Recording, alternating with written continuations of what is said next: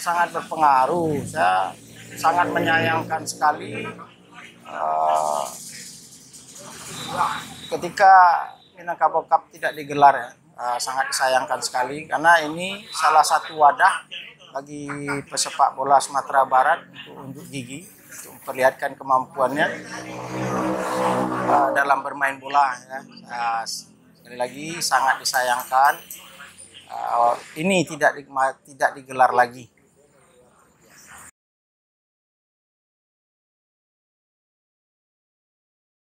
Ya, pastinya sangat berpengaruh. Jadi kita tidak perlu melakukan seleksi terbuka lagi. Yang pada waktu itu sudah dipantau oleh talent scouting. Jadi ketika saya ditunjuk untuk menjadi pelatih prapon pada waktu itu, saya sudah mendapatkan data-database pemain yang saya butuhkan. Karena sebagian besar pemain prapon selain yang berlaga di liga profesional itu murni dari Minangkabau Cup.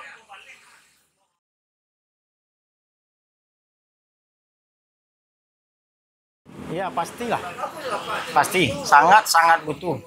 Kalau bisa di Sumatera Barat ini bukan hanya Minangkabau Cup saja, kalau bisa banyak turnamen-turnamen untuk kelompok-kelompok umur. Karena Sumatera Barat memang membutuhkan itu.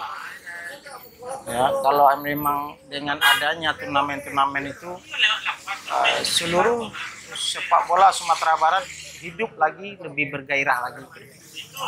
Ya, karena mulai dari pelosok sampai ke kota semangat anak-anak muda ini yang kita ambil ya. Mudah-mudahan dengan sekian banyaknya pesepak bola yang ada di Sumatera Barat ini akan muncul bibit-bibit yang akan meneruskan langkah-langkah seniornya yang ada di Semen Padang sekarang ini.